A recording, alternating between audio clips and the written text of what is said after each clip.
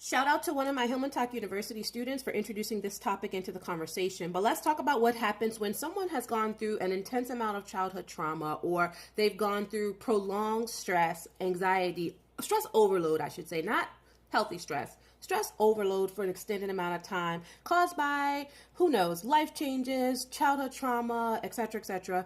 The body will preserve itself. The body is self-preserving, and so it'll try to keep you alive and well as long as possible. And so if you're somebody who has experienced prolonged stress, childhood trauma, and you still haven't kind of resolved it, eventually the body may do a thing where, your mind will detach from your circumstance, and you might find that you are feeling like you're living in a dream, or you just feel like you're observing your life from the outside, like you're living the life, but you're also emotionally or mentally detached from life. This is derealization.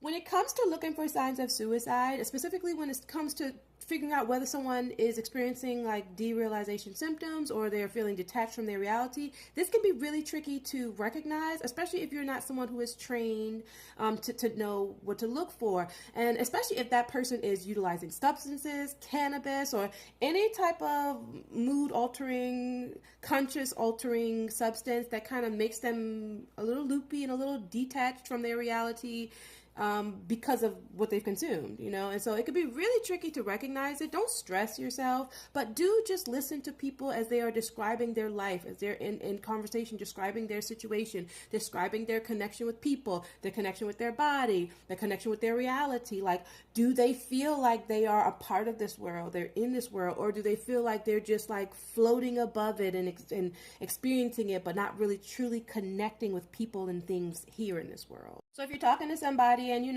spidey senses are tingling and you like, they kind of moving through their life in autopilot, like they kind of detached from meaningful connections and relationships. They're detached from like the work that they're doing at work or in life.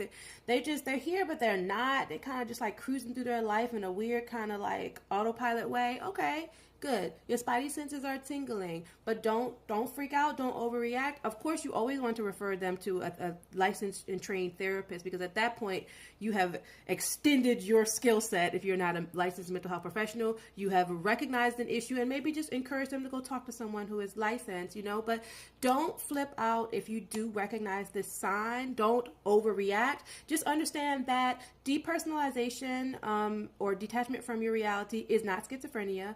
It is treatable. It's not a permanent condition. People do recover. Okay, so just refer them to the help, but recognize the early